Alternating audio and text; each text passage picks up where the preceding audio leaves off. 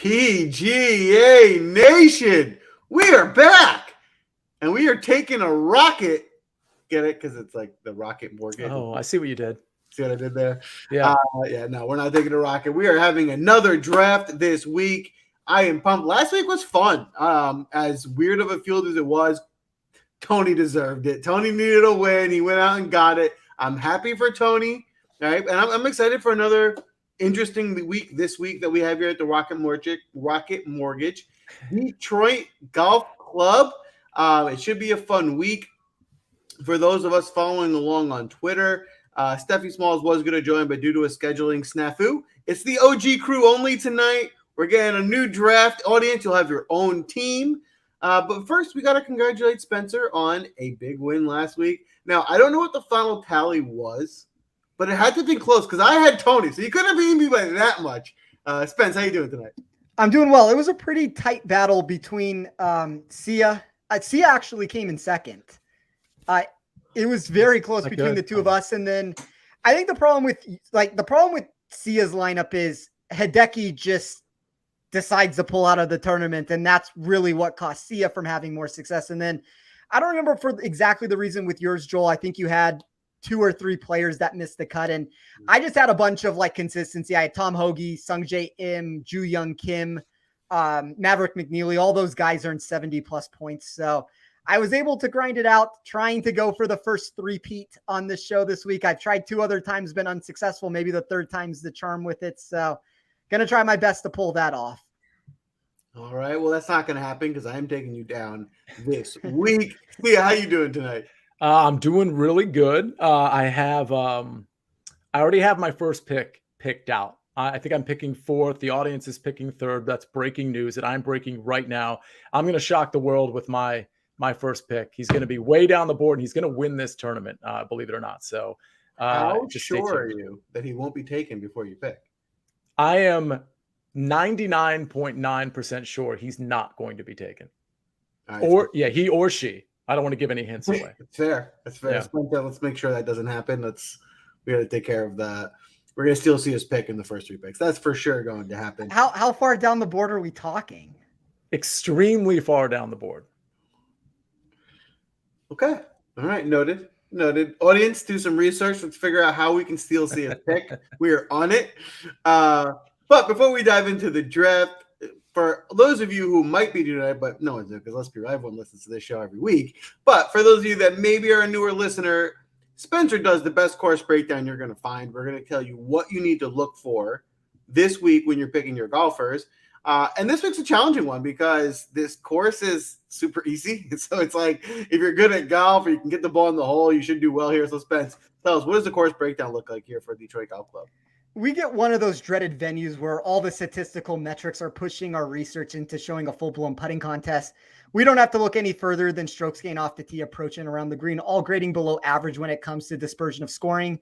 That naturally means putting will receive the brunt of the impact when the situation occurs, which we see with the strokes gained putting accounting for 41.6% of all the critical data points for the week.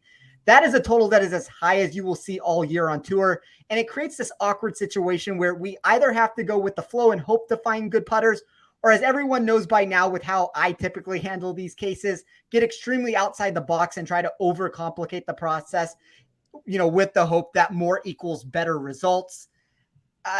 The problem with all of that is, and we could look at this in a lot of ways, like I don't want to read off too many stats this week. Golfers are going to hit 4% more fairways. There's an 11-yard increase in distance from 282 to 293 yards.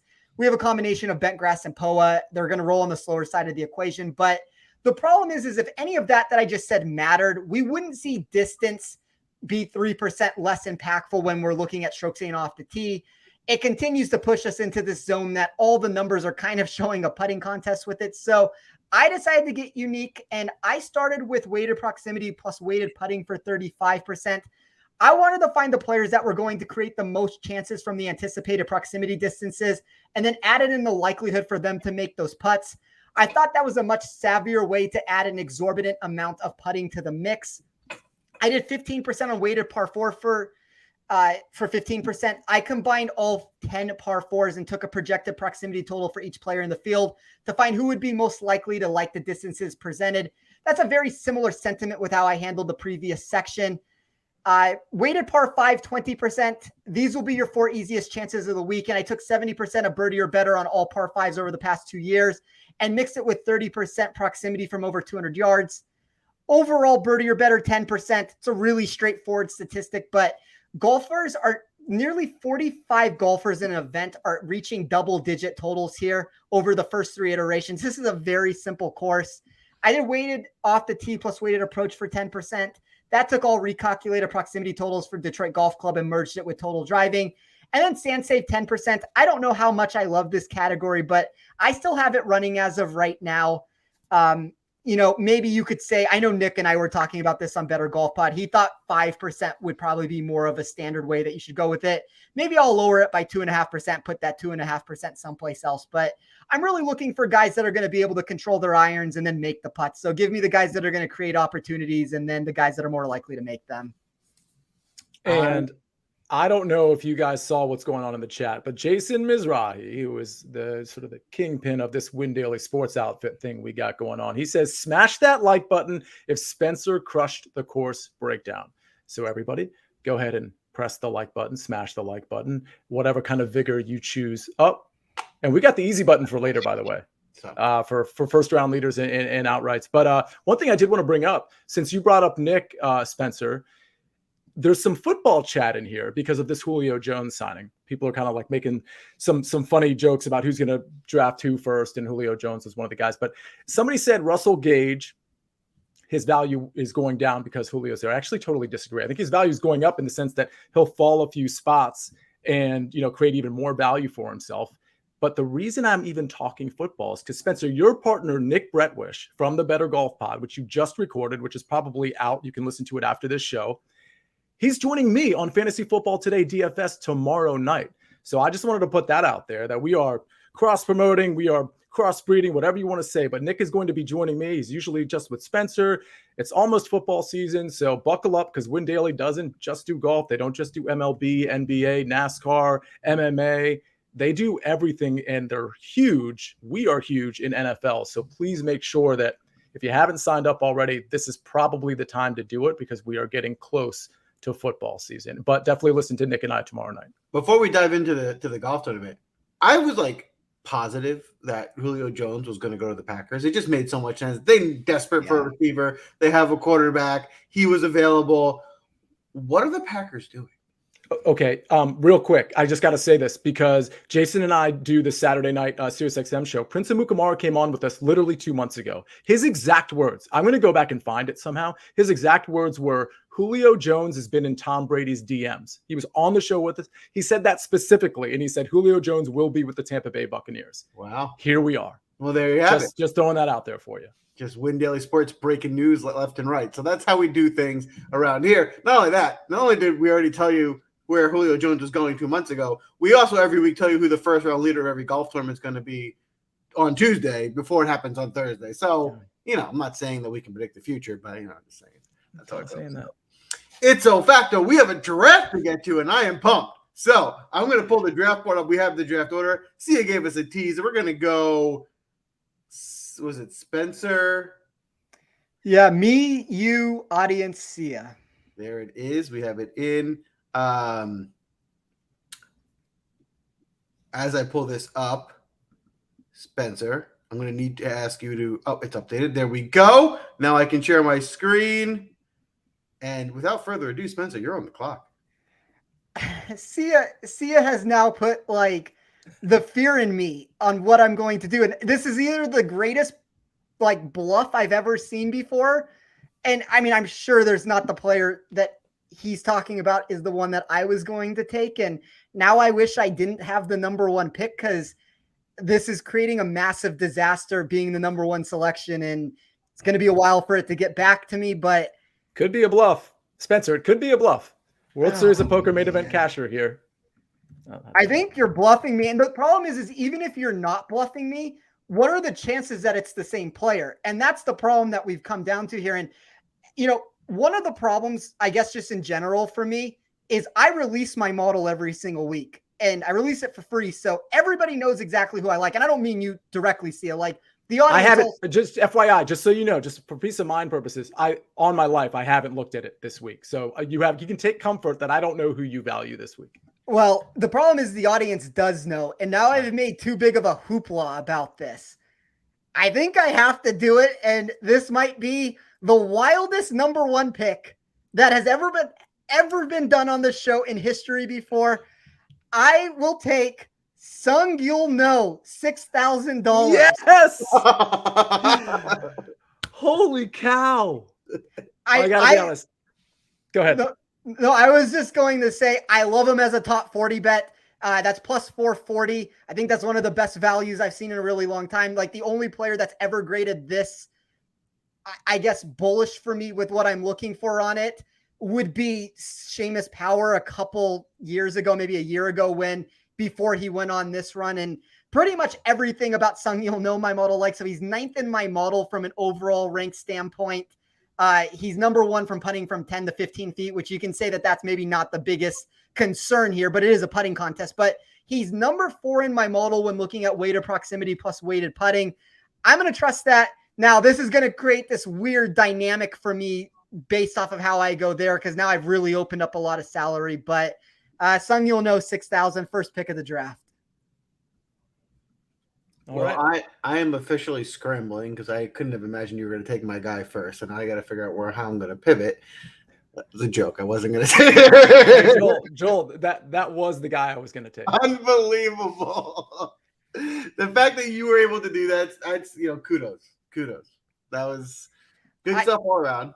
I planned on taking him. So what I was going to do is he was going to be my second pick to secure him. And I didn't know where Sia was going to go with it, but when he said it was down on the board, I'm like, well, you can't get lower than Sung-Yul No at this point. That's true. This is the first time in the history of any golf draft that the minimum priced golfer was the first overall pick. It's the first time that a 6K golfer, I think, was the first overall pick.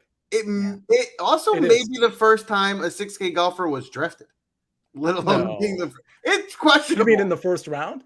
At all. Well, there's not many we've drafted a lot of golfers that have been drafted. I took Phil Mickelson at 6,000 something. That didn't work out very well. But 6 flat, that's another level of low. That is like anyway, we move on. Good pick. I am going to tough one here. I'm going to go to the top. I'm going to go away from my normal strategy of value because I do feel like I want to get one of these studs up top. And I think the guy to go with this week is going to be Cameron Young. I think this is the week he finally pulls through and pulls out a tournament. Priced appropriately. He's going to be great off the tee. Not that he needs it because he is accurate too, but he'll be able to plow some of those out there. And if he is a little wild, that shouldn't hurt him. He is a good putter. So if someone in a putting contest, I think it should do well for him. I have to pay up for him here at 10K, but I'm willing to do so and kind of balance up my lineup from here on out. Yeah, cool. I think there's only so many ways you can go up top. I mean, Cameron Young is certainly one of the options that I think a lot of people are going to be considering this week. Yeah, I mean, Cameron Young is definitely a guy you can bet and take in DFS. What is his ownership tracking at? I got to think it's pretty tall. So he's 18.2%, which would be the third player behind Patrick Cantley and Max Homa. Those would be the only two guys above him. All right. Well, it looks like the audience already has their pick in, and it is none other than Denny McCarthy, a guy I like. He's such an interesting guy because if you look at the betting market in most places yesterday, he was somewhere between 35 and 40 to 1, which honestly was like pretty short. I thought he'd be in the 50 to 1 range. At Caesars, though, he was 70 to 1. So if you had Caesars, I tweeted that out. If you had Caesars as an option, like you could have bet Denny McCarthy at 70 to 1. I'm guessing that number is gone. But obviously, he's an incredible putter. He's gained putting 16 tournaments in a row, which I just find staggering.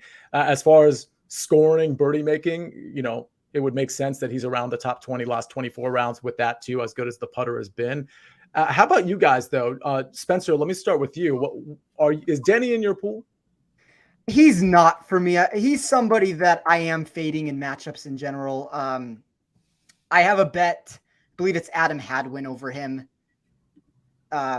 I don't know. I mean, McCarthy is just not a player that I can get myself to this week. I've kind of like, even though this is a putting contest, I've devalued putting in some ways by trying to take weighted proximity and looking at it in that regard with it. So McCarthy is not a golfer that I'm necessarily looking to put into a player pool this week. All right. Well, I've got back-to-back. And Joel, what about you? Is Denny in your pool? I like Denny. I play Denny a lot. I'm with Spencer in that, what looks like the common distances here in terms of like short wedges aren't really his strength. So it's not a great thing for him there. But in terms of it being a putting contest, he can get as hot as a putter as anyone. So I like him from that perspective. I'm not going to be super overweight on him, but I will be playing. All right. Okay. So this is why you have to listen. You can't just watch like clips of this show unless you're watching the end, because then we give you our winners. But it wasn't Sung Yul No. But that wasn't who I was going to take. I think it's a great pick, but I knew David in the chat knew who I liked because I told him that I bet this guy outright already and as first round leader already. He goes off in the morning. And by the way, David, I'm never telling you who I like before Tuesday at 8:00 p.m. ever again, because you just shared it with the chat. It is, yeah, there you go. It is none other than, it's already in there. I don't even have to say his name. I'm really big on Patrick Rogers this week. Disclaimer, I was really big on Hideki Matsuyama last week, and we saw what happened there. So I go all in on guys. I tend to do that. I don't put in a lot of lineups week to week. It's a lot of single entry stuff. So I'm just, Patrick Rogers is either going to make or break me. I just kind of spilled the beans on one of my first round leaders in him. But listen, the guy has been unbelievable with the putter. He's great off the tee, as we know, but I think people don't realize that the approach game is actually really coming around for Patrick Rogers. So the complete game is there. To the extent he has an issue, it's around the green, and around the green, that's really not going to hurt you there. If you're trying to get up and down here, you're probably in pretty bad shape as it is. So I'm completely discounting around the green, and I like where the putting is at. I like where the ball striking is at. I think 7,100, I don't want to say it's like a misprice necessarily, but if he was 7,600, I'd be just as interested in him. It's like the same thing. And I mean, I seem to just be naming a bunch of players right now, which I don't mind doing, but Patrick Rogers, Wyndham Clark, these are guys that at least possess that quality of, they give you distance and they give you putting. They give you a skill set that can find success at a venue like this. Right. And I'll just be quick with my second guy. I'm going to go to the top of the board here. I'm going to go to Patrick Cantley. I'm not necessarily in love with any of these four guys at the top. I think they all have like incredible upside. They're the four. They're ranked appropriately. I would say the top five, top six are ranked appropriately in terms of, hey, these are the six guys that have the best chance to win the tournament.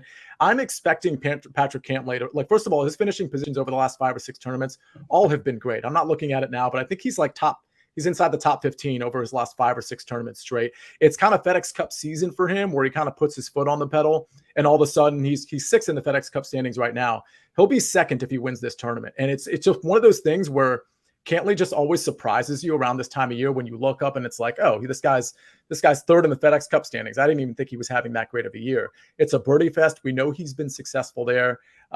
He can get hot with the putter. His scoring, birdies, DK points, however you want to look at it, is pretty great. So I think, again, I think he's the class of this field, which I thought Hideki was as well, but I'm going to go ahead and roll with Cantley. That's who I was going to take number 1 overall originally. So. Did I bluff you into Sung Yul No? Yeah. Yes. Got him. Got him. Here we go. All right, audience. That worked. Okay, so David nominated. Okay, it looks like we have the second person in. Correct me if I'm wrong. Oh, is it Max Homa? Maybe the audience can verify that. It looks like it's Max Homa. I thought it was somebody else, but it looks like Max Homa has been nominated. So Max Homa is the pick. What do you guys think of Max Homa? Joel, let me start with you. I like Homa a lot this week. I think you're getting a good price on a guy who's just been super consistent on tour. I mean, getting top 20 finish after top 20 finish. He's an all-around game. It should suit well for this course. And, there's probably 4 to 5 guys in this top range that I'm prioritizing, him being one of them, and at the lowest price. So all those reasons he makes sense. The one negative to him this week is the ownership, and let's just see where that gets to. But if that gets too high, it might not make sense, but I do like him this week. Yeah, I like Homa a lot myself. So the way I was planning on playing this would be I mean, you could say in whatever order it would be. I obviously went the wrong direction with it, but it was going to be Sung Yul No, Patrick Cantley, Max Homa. Now I'm in this spot where I'm going to end up with a lineup of Webb Simpson and Jason Day, and this will be the downfall of me again. That's fantastic. All right, Joel, it's on you. Who do you got after Cameron Young? All right. So I'm going to go with someone who is just rating out really well. I think he's been high. My hesitation with him early on was his heater was at tournaments that were, for lack of a better word, JV events. They weren't, the strongest fields, but he's just been playing so well recently. And the price tag is so fair on him that I'm going to go with Mark Hubbard. He's third at the Barbasol, 13th at the John Deere. He's been getting a ton of strokes with his irons on approach. He grades out really well in those wedges, short irons that are going to be the most common shots at this course. And he's shown, especially recently, he's gained significant strokes with his putter each of the last 4 tournaments. So if this is a putting fest, he shows he can certainly get hot there as well. So a lot of signs pointing to why he's a good play this week. I think my concern is this is a bit of a stronger field than what he's been excelling in recently. And now the ownership looks, kind of high on him at almost 14%. I like the price tag on Hubbard. I think there's a reason why he's 14% owned. Like, I don't have a problem with him. The only thing, and maybe one of you two have the answer to it, what was the reason for why you pulled out of the tournament last week? Sia, you're on mute. The speculation that I heard from Rick yesterday, and he admitted it was speculation, was that he had played a certain number of tournaments in a row, and he's going to be playing the balance of the rest of the tournaments through the FedEx Cup playoffs, and he needed a resting spot. Perfect. And so I love that. That's fine. And so this last week made sense for his resting spot, especially since he's considered a better course fit here than last week. Yeah, that's great. I mean, as long as it's something like that, I think he's a really good price, and I don't have a problem with him at 8,000. Quick point here, because Jesse, thank you for joining the show. He asked if the weather was looking bad for the PM wave on Thursday. I've seen a couple different reports. I know David is the guy that's really on top of it for us at Win Daily. He'll be in our Discord chat tomorrow. He says here that 35 to 40 mile per hour gusts Thursday PM if current forecast remains. I've seen a forecast. I was probably looking at something different that had definitely higher wind Thursday PM. And certainly high gusts, but they weren't necessarily that high, but there was definitely a stark difference, which is why my focus is going to be personally on the Thursday AM. And when I give you my first round leaders, they will all be Thursday AM guys.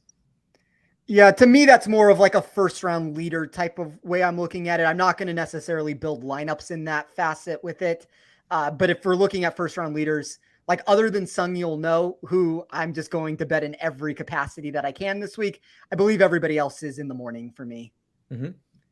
But all right, guys, I will make my next 2 picks. And unfortunately, now I'm in a spot where it seems like I could have taken, even if I would have taken Homa, which I was considering also as that first pick, if I would have taken Homa or Cantley, I could have taken Sung Yul No, and I could have taken the next player that I wanted. And this is a much better build than I'm going to end up with at this point. But the first player I'm going to take, and I know he's not going to be extremely popular when we look at players that are at least priced next to him. That's going to be Will Zalatoris at 10,400. So I still think Zalatoris is one of the better options in this field. Like, I would prefer Cantley if we're just talking directly about upside, but Zalatoris is the number one player for me when it comes to weighted proximity. He's the number one player when it comes to strokes gained total driving, and that's an emphasis on distance there. And sure, the putter is bad, and you can make the argument that in a putting contest, maybe this is not the venue that you want to play him at if he's not going to make enough putts, but I just think he's going to give himself so many opportunities with the way that he strikes the ball that I wouldn't be surprised if Zalatoris can pull this off. Like, if he wins this, maybe this is what he needs, just a tournament where he can just completely control his irons and find success that way. And then it becomes difficult after there, what exactly I want to do. I guess I will go with the player that was number one in my model, and I do have some concerns about him, but I'll take Cameron Davis. He's the defending champion. The form looks really good. 3 straight top 16 finishes, and pretty much however I ran the stats, like there's a reason why he won this tournament last year. Number one for upside, number one overall.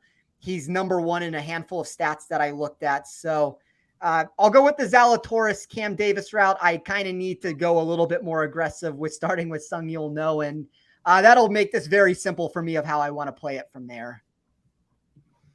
All right. I certainly, if Cam Davis had made it back to me, which I didn't anticipate, I certainly would have taken him there. He's on my short list for sure. And I believe he goes off in the morning as well. To the extent you want to consider that, he's 7:18 a.m. in the morning. So he's not just in the morning, but he's on the earlier side of that morning wave. Yeah. Yeah, if I'm being honest, Cameron Davis was someone I just had to erase out of my next pick because I was going to. He was in the guys I was going to take. So obviously I like that pick. I love the way he even looked last week, right? He was playing really well. I think he's going to find some momentum.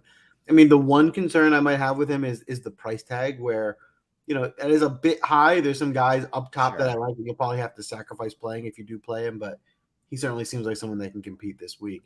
For my next pick, I'm going to go with I'm going to try and find some more value here in the 7K range, a guy that's been playing well. There's actually a few guys down in this range that I like, so it was kind of hard to narrow down my options. And so who I'm going to end up taking here is Chris Kirk. He found a little bit of a lull maybe the last 2 weeks, but this is a guy who's shown the ability to really heat up with his irons, and he's the capability of competing in a putting contest, right? We know he can gain strokes putting.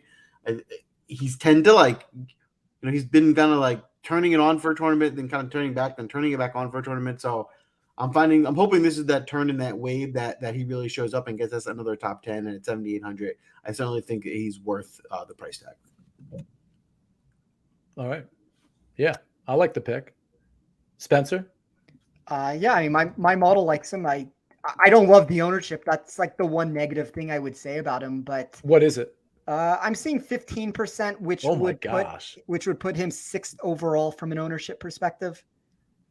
That's not great. Yeah, that's never great. Yeah. That's too high for him. I would agree. Yeah. All right. So the audience is nominating. We've got a couple nominations in from David. Oh, wait. Did that guy already get drafted? No, he didn't. Okay. We got David. We've got Justin, Jesse. We need a second on one of these guys. I don't think we have one yet. A couple of you are naming some of the stars of a lyric submitted to the First Cut Pod from David Bieleski yesterday. Hopefully you've caught that on my Twitter. It's good stuff. All right, we got it. We got looks like Kucher was nominated twice, right? Yes. Okay, so Matt Kucher is the audience pick. All right. Well, he's not really on my radar this week. I think I understand the rationale. Do either of you two playing him this week? I don't know. I mean, my model likes him from a safety perspective. He's 48th overall for me. I don't know. I'm not going to talk anybody out of him, but he's not the first person I would be looking for. If we're talking about $7,500 golfers, give me Jason Day. Wow. That's a joke, by the way. I don't want people to actually play Jason Day, but I can see how you come around to Kucher. He's not in my player pool right now. I don't love him. I just think he's, for me, someone I'd prefer in a small tournament or cash lineup than I would in a tournament GPP. That's kind of the sentiment that I have. The safety metrics look better than the upside metrics for me. Agreed.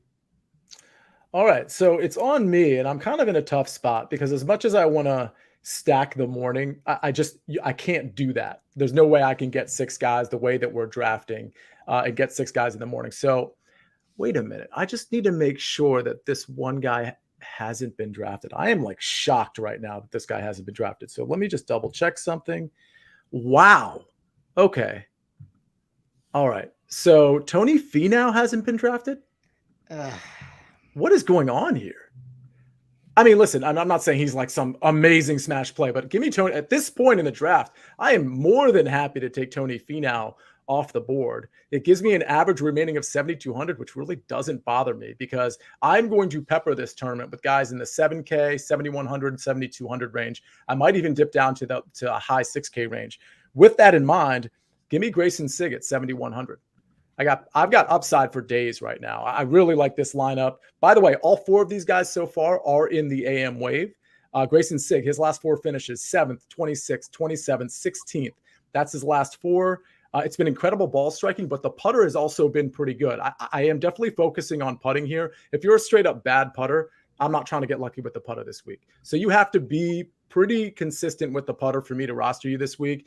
And Sig is kind of like, with our sample size isn't gigantic with Grayson Singh, but he's been very good. I was on him last week as well, and he's certainly paid off for me. So these two guys right here in a tournament, I love the upside of my team so far. Like the Cantley Finau, and by the way, you could have, like Cantley Finau, Cam Davis, any of those guys, you can fit 3 of them into a build this week. And I really think the Cantley Finau route is a sexy way to go about this. That's so much more preferred than kind of the route that I've built in. I was going to take Finau if he fell to me and just live in the $6,000 range, because I really don't have a problem doing that this week. But yeah. Now it's kind of put me in a bind of what to do here. I love the Finau pick, for the record. Awesome. Oh, but see, you're going to get a lot of praise here. Before we move on to the next pick, I love Grayson Singh this week. I think that's a great sneaky pick. He's low ownership. He's for 3 weeks in a row. He's been crushing his irons. The putter looks to be coming around. He's one of my favorite value plays this week as well. Awesome. I love that. All right. We're getting nominations, but we need some seconds. We've got David, Jesse, Justin have made several nominations. We need a second for any of these guys that have been nominated. By the way, if you're watching, we got some new watchers, new viewers right now. Go ahead and hit that like button for us. We do appreciate it. And we will reward you for hitting the like button with a stone cold lock first round leader and outright at the end of this show. You're welcome ahead of time. All right. So we got a second for, looks like Danny Willett.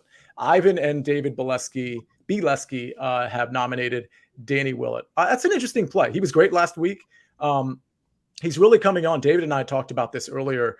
You know, he's kind of like lingering around that FedEx Cup standings, you know, top 125, being on the outside looking in there. So he has a lot to play for. And if you want to play that narrative up, well, maybe that's an explanation as to why he was so locked in last week. I mean, it's kind of a small sample size, but I think Willett's a really sneaky play. I'm assuming his ownership is super low, but I don't know that for a fact. I just saw it. It's 1.9%. Yeah. How's that for a tournament play? I mean, that's like, to me, that's the intrigue of playing him. Willett's not necessarily on my player pool this week, but I mean, anytime you're talking about a golfer that's going to be sub 2%, at least it gives you some outs in some different ways. If you are seeing something that, you know, my model is not the be all end all to it. Like, there's a lot of weeks where it's right. It's a lot of weeks where it's wrong with it. So, well, I mean, Spencer, he's not going to rate out well in models. I mean, he's been a complete disaster. And so I kind of agree with you. You can't just go off last week and be like, oh, here we go. That's a trend. Like, but he's one of those guys that just kind of randomly pops here and there. So, I mean, I kind of get it if you want to play him as a tournament play at 1 or 2%. But yeah, it's certainly not somebody. Listen, if Danny Willett is on your team and he misses the cut, you can't exactly say to yourself like, oh man, I can't believe Danny Willett missed the cut. Like, yeah, and the ownership's, and the ownership's not necessarily following that of what he did last week. That is where the concern would be with it. If we're looking at a golfer that comes in 7th place at the 3M Open, and then all of a sudden he's going to be 8% owned, like that's what you don't want. At least like you can maybe get ahead of this curve if he has turned his game around a little bit. Fair enough. And David makes the argument for Willett in the chat. I think some of those gains were super minimal, but they're gains nonetheless. I know last week he was a monster. But yeah, it's all good stuff coming, or some good stuff at least, to justify the pick coming from Willett. That's for sure. Yeah. Joel, it's on you.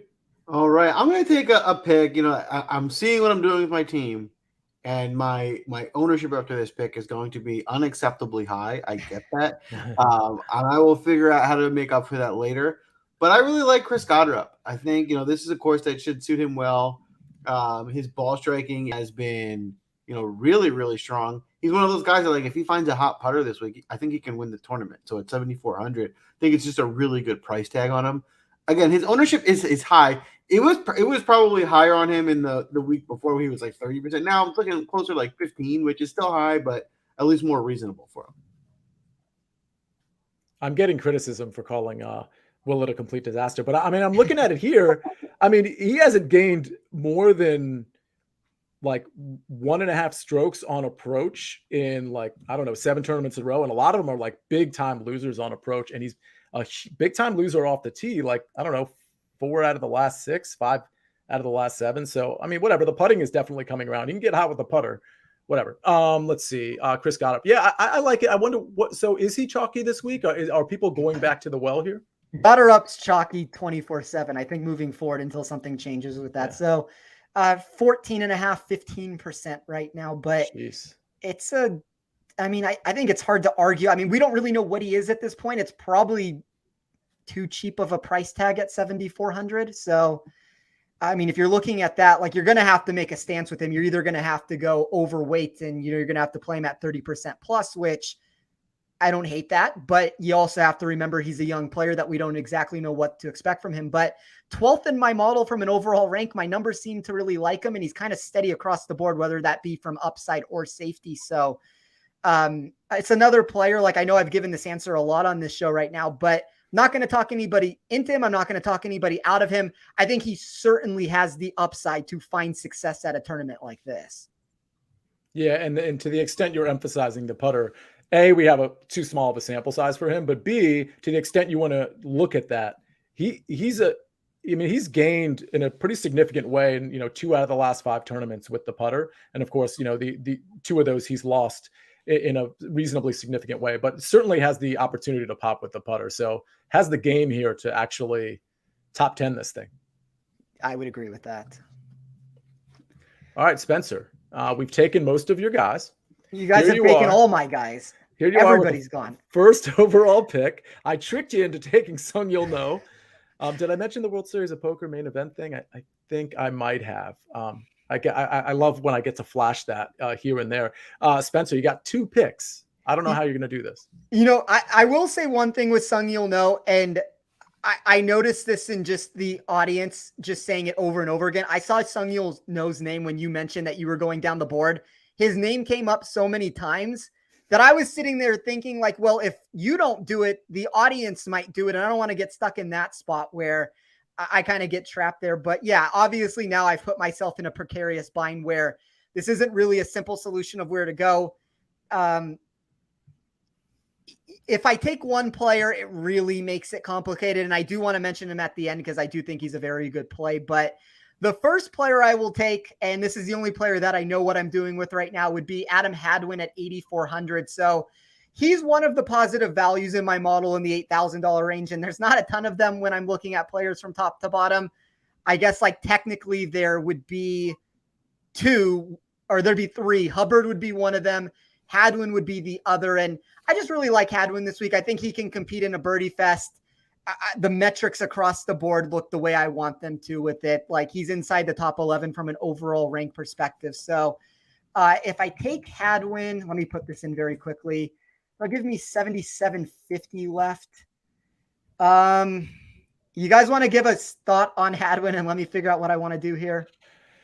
Yeah, I noticed on I took notice to Nick had a tweet earlier today. Maybe you just referenced this, that he was like, it seemed like he was all in on Hadwin. Hadwin's just such a mysterious case. I think he can be successful here for sure. We've seen his type of game be successful here, but we haven't seen Adam Hadwin be really great consistently lately. I mean, depends what you define as lately, because 2 months ago he was really great. So I don't know how to kind of monitor that trend and evaluate it, but I think Adam Hadwin is really sneaky. I don't know if you mentioned did you mention his ownership?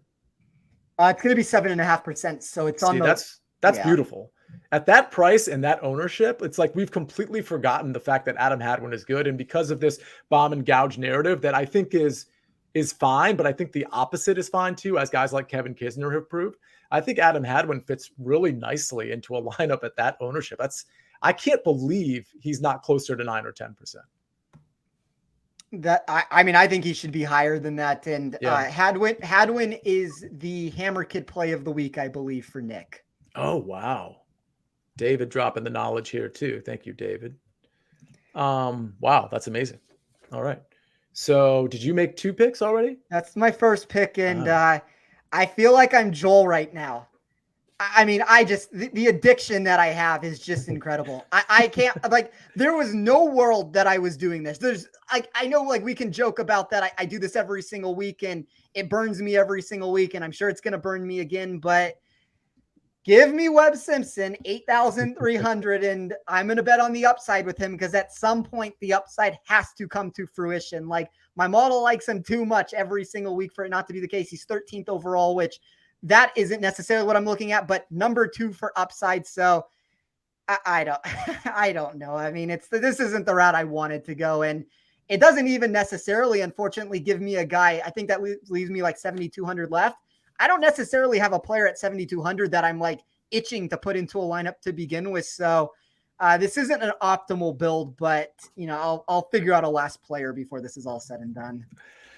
I don't hate that pick. I mean, you would think that Webb Simpson would be coming into form sometime around the Wyndham Championship. That's a better course fit for him. But yeah. I think if you're going to lean on guys like Adam Hadwin, which I think is perfectly acceptable, then you can lean on guys like Webb Simpson. And I'm sorry, did you mention his ownership? Because I got to think that's pretty low too. Well, I assume it would be like, in a normal world would have been like 3 or 4%, but I beat this drum every single week so hard that I've moved this to about 10.5%. That's fantastic. All right. Joel, we're back to you. All right. I'm going to go with the guy. You can tell the theme of my team is the kind of hot hand. I've been really taking some guys who have shown some really good current form, and that's going to be Tom Kim, Ju Young Kim. I like that pick a lot. He's super affordable here. He's been playing really well. If you noticed last week, his ownership was really high. This week it's not. It's only about 7%, which is totally playable at 7,600. Mm-hmm. His approach play has been elite. He's been a mixed bag. We've seen him have weeks where he's putted well. He's had some pretty poor putting weeks. He's going to need to find the putter this week to compete, but if he does, I think he can have a really good result.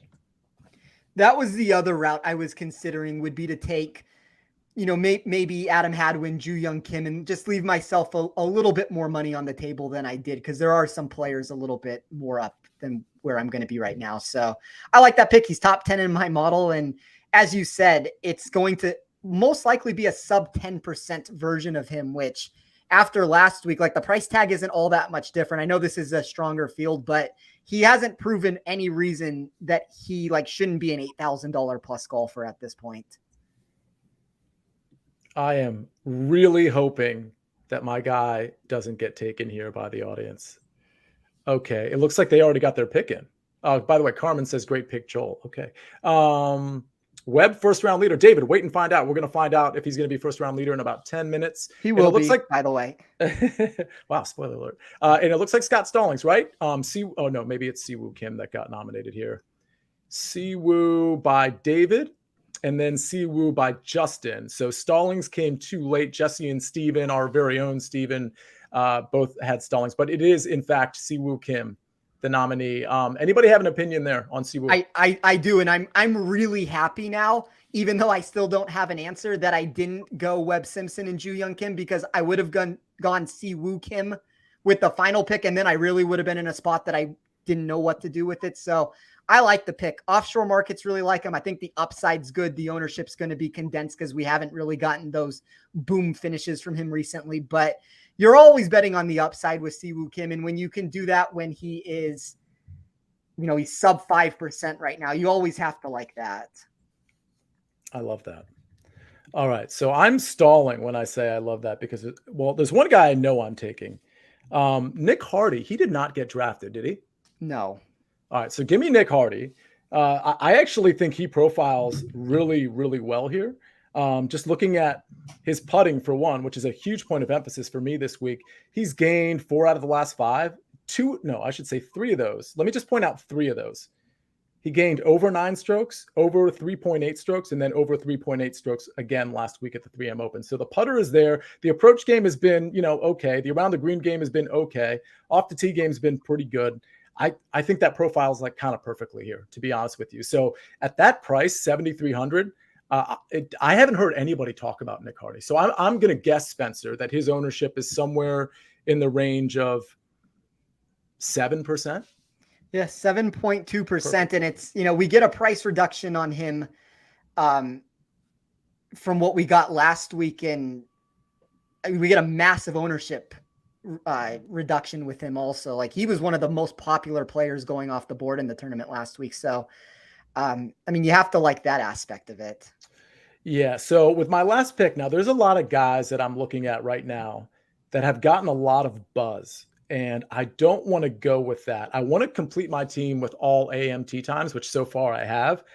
And I'm tempted to just go down the board and leave some money on the table, but I'm stalling because I want to make sure I don't pass anybody. So I'm debating now between two guys. And you guys are going to have to bear with me because it's really important. It's your last pick. Tell us who they are. Let's all debate. Oh, that's true. Well, I guess, yeah. So it's between Lee Hodges and Kelly Craft. I considered Callum Tarrant, for the record, because I know he's getting a lot of buzz. And I've been on Lee Hodges for a while. The problem is he's been pretty bad with the putter over the last 3. He's lost in all 3 in a kind of a significant way. And I just want to stay consistent, at least with this team, and stay with good putters. So believe it or not, I'm going to leave money on the table. I'm going to pass over Callum Tarrant, who I think is a fine pick. And I'm going to take Kelly Craft. I love it. Love the fact that I passed up Callum Tarrant. Callum Tarrant's fine. You like Nick likes Callum Tarrant this week for a top 40. I have no problem with that, but I love the Kelly Craft pick. That's exactly the route I wanted to go initially, of Kelly Craft's Sung You'll Know, and then just stack the top of the board. Yeah. Craft has made 5 out of the last 6 cuts. He seems desperate to get inside that top 125. He's currently at 139, so he needs another couple very solid performances. The putter has been really working for him. Let's keep in mind he's Kelly Craft at the end of the day. At the 3M Open, he gained over 8 strokes putting. He lost a ton at the Barracuda, or I should say at the Barbasol. But prior to that, he gained 3 tournaments in a row. So he's gained 4 out of his last 5, most of the time in a pretty significant way. The approach game has been pretty good. Off the tee game has been pretty good. Around the green game has been bad. Shouldn't hurt him here. So give me Kelly Craft. I like it. I like Craft. He's the guy that's like, rarely ever mentioned, but he's on a heater right now. The last month or so, maybe more, he's been really good. And I think he's a sneaky good play. Good pick. All right. So audience, it's on you. And I'm looking at nominations right now. I see a few, but I don't see any seconds. How much money do they have left? 8,700. 8,700. Wow. Okay. So we need some nominations from the audience. I want to make sure I'm not behind on nominations here. CT Pan, has he already been drafted? No, he's been mentioned in the chat, but no, I don't think he's been drafted. Okay, so we need a second for CT Pan, or we need further nominations. Edward has nominated Pan. By the way, Edward, isn't it your anniversary with your wife right now? Did you actually get her to watch the show? If so, you're like my actual hero. I think he was in Discord earlier saying he might not be able to. He was going to try to convince his wife to watch the show. Anyway, do we have a second for Panda? If not, I'm just going to. You guys are slow on the trigger for once. I'm just going to go ahead and we got a second on pizza, so they're going to get pizza as their last pick. Oh, pizza! That's a good pick. Pizza, so you can't go wrong with pizza. It's always delicious. So. That's a solid pick. Yeah. David, get your eyes on the prize here. Stallings. Okay, it looks like Stallings might be the pick.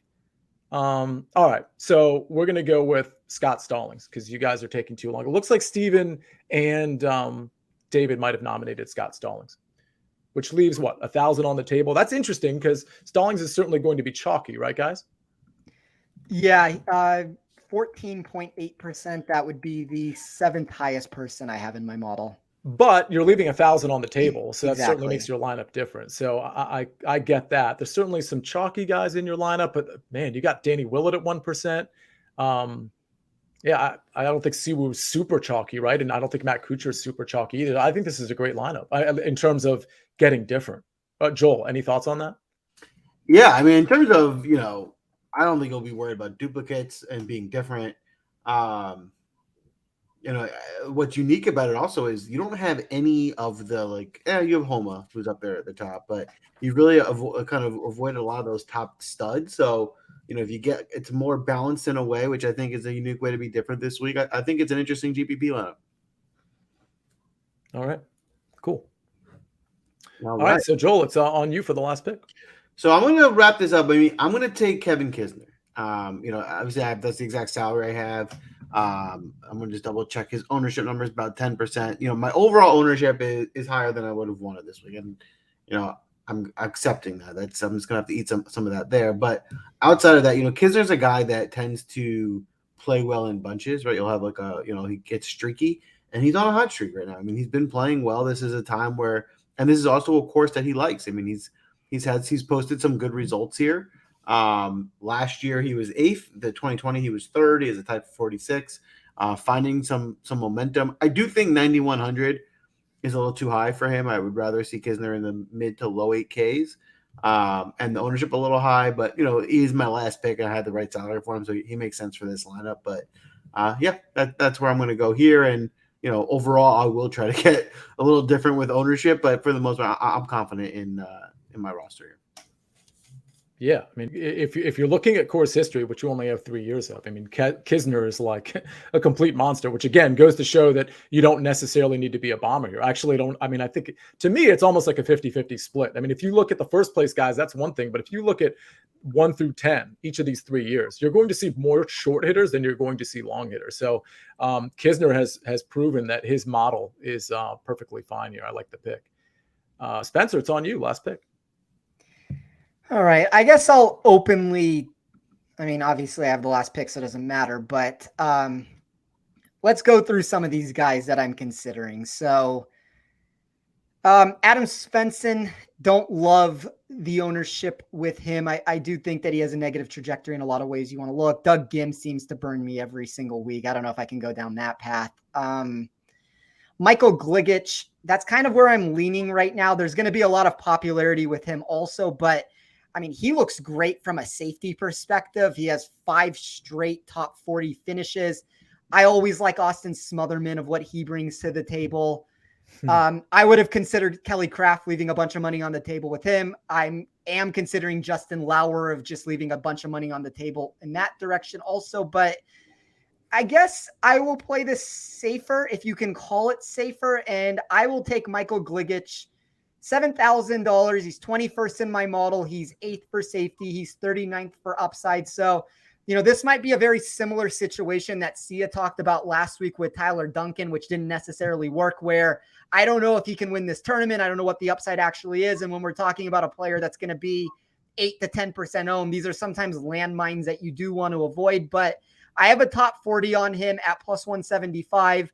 If you look at Lauer, just to compare the two, I also have a top 40 on him, but I believe that number is like plus 360. So I'm just going to go the safer route here. Take Gliggits, and, I considered Smotherman also. Maybe that would have been a better route if looking for upside, but I also think there's more volatility with him. Has everybody seen my wife singing the song, the David Bieleski's tweet? Spencer, have you seen that? I did. I saw it today. Because I can't unhear the Smotherman thing. Like anytime, it warms my heart every time somebody says Austin Smotherman. Like I just can't get. So if you guys haven't seen it, go to my Twitter. It's like 2 tweets down. It's pretty great. Something we did with the First Cut pod that David helped out with. Anyway, just Austin Smotherman makes my card in one way or the other that we'll talk about in a second. So that might be a sentimental thing more than an actual good bet thing. So we'll have to wait and see on that. That was fantastic, by the way. If you haven't seen it, go check it out. But yeah, that's a wrap for the draft. Please let us know, whose team do you think is going to win? Drop a note in Twitter. Which team do you like? We're not done yet, though. We are going to do our final segment. Who are you surprised did not get drafted? I'm going to start because I have one that was really itching and I really wanted to take. I just couldn't fit it in. It's Russell Henley. I think Russell Henley here makes a lot of sense. About 10%, 8,200. I think in terms of wedge play, he's one of the better players on tour. His form is not all, the best form that he's been in, but I think this is a tournament that's a get right spot for him here. So I'm going to go with Russell Henley. How about you, Spence? So the player I was talking about when I was saying that there's a golfer that would just leave me with not enough salary with the way I was going to go with it, that would be Adam Scott at 9,300. I really like Scott this week. He's one of the only golfers that you're going to get at sub 10% ownership. And I do think he has some upside to him. Like, obviously he looked really good at the Open Championship. he plays such few tournaments that like, I don't think people realize what good form he actually is in at this point. But I would have liked the way to fit Adam Scott into my lineup if I could have. Yeah. So for me, it doesn't look like Adam Svensson got drafted, correct? No. I'm surprised by that because first of all, his ownership is down from last week, I'm assuming, even though his price is down as well. Spencer, what's his ownership at? Yeah, it was 10.5%. Now, he's an afternoon guy. Keep that in mind, but that's a steal. Like last week, I had 0% Adam Svensson. I thought he was way too highly owned. Now you're getting 400 off of him. And by the way, he's a good putter. If you want to factor that in, I know 3 months ago, everybody thought Adam Svensson was a bad putter because he kind of was. I think he's gained with the putter like 8 tournaments in a row. So Adam Svensson would be my answer. Chesson Hadley's another guy that has been really great with the putter and also kind of really great in general over the last 3 or 4 tournaments. He's also an afternoon guy. Keep that in mind. But if he hadn't been, and I was trying to do a morning tee time thing, we'll see if that changes. Get into our Discord. We'll all find out. But if he had been a morning guy, I would have taken Chesson Hadley over Kelly Craft for sure. And I also would have taken Adam Svensson over Kelly Craft. So if the weather changes somehow, I mean, I'm definitely big on both Chesson and Svensson. I love it. There you have it. That's a wrap for the draft. While we're not done yet. While we're transferring, don't forget, if you haven't yet, hit that like button. It goes a long way. Give us a follow if you can. But before we wrap up tonight, we are going to give you our outrights and first round leaders. We'll start in the outright market. Sia, do you want to kick us off with any outrights? I will. So I'm going to give you 6 first round leaders. And therefore, I'm only going to give you 3, maybe 4 outrights, and they're all like super long shots. So I don't want to say take these with a grain of salt, but I think these guys have the upside to win for sure. But I didn't want to take any of the shorter odds guys that I actually think might win. Like I'm not betting Cantley at that number. I'm not betting Cam Davis at that number. I'm not betting Mav McNeely at that number. So these are numbers that I think are really palatable for guys who can actually potentially contend here. I'll be quick. Patrick Rodgers, who I already said, great course fit. Nick Hardy, a guy that's going kind of ignored for some reason, but I think he's also a great course fit. And I talked about that when I drafted him. CT Pan, another guy that's been very hot with the ball striking. I mean, he's kind of hit or miss, but when he gets it together, the putting has been great. So I think CT Pan is great. All 3 of those guys are 80-1. Patrick Rodgers, Nick Hardy, CT Pan are all 80-1. And sentimental value, Austin Smotherman, who has also been striking it very well, is 100-1. So those are my 4 outrights. I just want to add to Pan very quickly. So he's gained with his irons in 10 of his last 12 and off the tee in 7 of 9. And when we look at the putter, he's gained 6 of his last 7 tournaments. And I know the long-term putting isn't necessarily what you would want for him, but when a player wins out of nowhere, and if Pan won, I would still say this is out of nowhere just with the kind of caliber of player he is, it always occurs when the key metrics, which would be off the tee and approach, are also being aided by the putting in this spot. And this is exactly what we have with him. So while I didn't pick Pan in my lineup, which I wish he was a couple $100 cheaper because that's the route I would have gone, I do have a top 40 on him and I don't have the outright, but I think that there's upside for sure. Okay. Sorry. I'm just catching up to these comments. So this is hilarious. All right. So, okay, cool. Yeah. I like it. Not bad. For me, my outrights this week, I only have a few. I do like who I mentioned earlier. Henley at 55-1. I think it's a good number for him. I think this is, if he is going to win a tournament, this is the type of one I think he would compete at. And there's 200-1 plays that I like a lot. 100-1, that's a big number. Sia, you drafted Grayson Singh. I really like him this week. He was great last week, very consistent. He's really on a heater. I think he can compete this week. And I also like Chris Goddard. He's another guy who we've seen show a lot of upside. I think the number on those 2 guys especially is just a little bit too high. So I think you can get some good value there. And then I guess just to give mine very quickly on this, I am going to go to the top of the board. The 2 players that ended up getting lost in the shuffle because of that I kind of wish I would have found a way. It just didn't work out.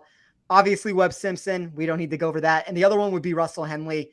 I think that he has that boom potential that if like the putter can just be a little bit better than he sometimes is, he can win this tournament. But I ended up betting Will Zalatoris at 16-1. I know that this is a birdie fest. We can make all the arguments for why this doesn't make sense. But I think if the putter is even a little bit above his baseline. I really think he wins this tournament. I took Max Homa at 25-1 and then Sung Yul No 400-1. If No wins, I think I'm pretty much making live money at that point. That's fantastic. That is great. All right, we're not done yet. Finally, it's the first round leaders. Sia is good for at least 2 usually per week, but we'll see. We might get 3 on this week. You never know. Spence, why don't you kick us off? Who you like in the first round leader market? It's a lot of long shots for me with 2 of the guys that I mentioned that I wanted to take in the outright market that I'm going to take here instead. So Aaron Badley, 250-1. Sung Yul No, 180-1. Yes, it's on the wrong side of the weather draw, but I'm just going to trust my numbers with him. Justin Lauer, 140-1. John Huh, 110-1. And then Webb Simpson, Russell Henley, both of those 2 will be 55-1. And I kind of have a gut feeling that one of those 2 might end up actually being the first round leader this week. I love it. I got a few of the long shots. I like 90-1 is that sweet spot for me. There's 3 guys at 90-1 I like: Harris English, Trey Mullinax, and James Hahn, all 90-1. I'm also put a ticket on Jonathan Vegas at 65-1 for first round leader. But I'm actually going to save most of my money for what Sia is about to enlighten us on for his first round leader play. Sia, who you taking? So first of all, Trey Mullinax I think is really interesting. I have him as a guy that's probably going to be in my player pool. Let me just double check. I do want to find out if he's morning or not. Oh, he's in the afternoon. But either way, I think he's interesting. I mean, he's gained ball striking 2 tournaments in a row, which is saying a lot for him because the last time that happened was 2 years ago at the 3M Open and at the Rocket Mortgage. But the putting has actually been okay too in this very short sample size. So Mullinax is interesting. Bomb and gouge. I mean, it makes sense. Okay, so here's the thing. Guys, girls, everybody, what is this tournament called? Rocket Mortgage. Rocket Mortgage. What do we do with first round leader bets? Put our entire mortgage. Except this time, I have 6 first round leaders. So I ask, in fact, beg of you to find 6 mortgages and to put them each. As much as I want to just showcase one guy, and I do, there's one guy I'm more confident, but I love all 6 of these guys. So I have a feeling that they're all going to be tied for first place. And I don't want you to have to pro rata share that out 1/6 of it. I'd rather you just have a Rocket Mortgage on all 6 of them. So you're getting basically the full payout. Effectively, you're getting the full payout there. Are you guys ready for the 6 golfers that are going to be the first round leader on Thursday night at your 2022 Rocket Mortgage? Let's hear it. Let's hear it, he says. All right, so let's get started with Cam Davis. This is the shorter of the odds. It's 35-1. Give me Cam Davis, the defending champion. Listen, last week, he was really good. It was just a couple of blow-up holes where he got a triple here and a double here because there were water hazards everywhere. That's not going to happen here. You're not going to have the hazards. He is just the perfect course fit for this course. I don't have him as an outright because I just don't love the number, but I'll take him as a first-round leader at 35-1. The next guy is Mark Hubbard at 50-1. We talked about him earlier in the show. Definitely a good course fit. He's been playing very well. Like him at 50-1. CT Pan at 65-1. Guys, girls, that's practically stealing.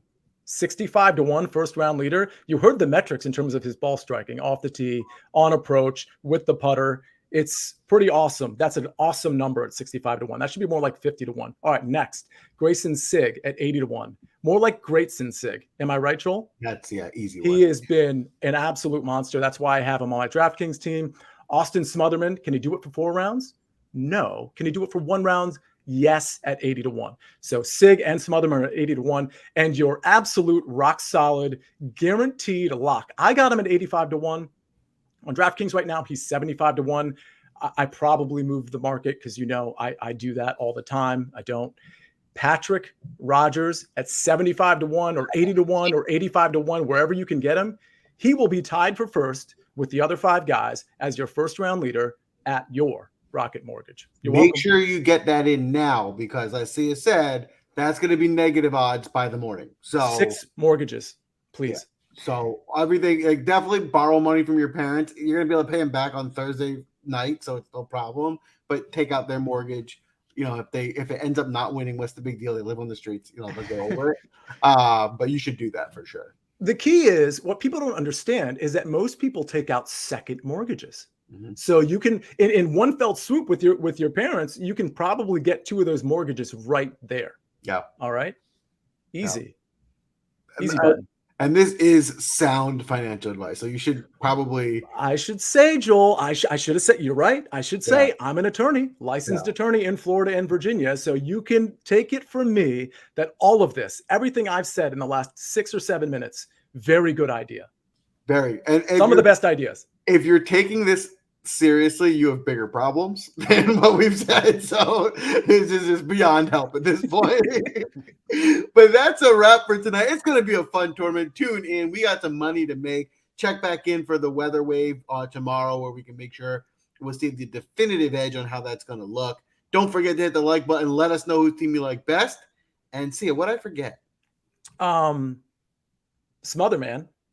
I think that's it. Sports.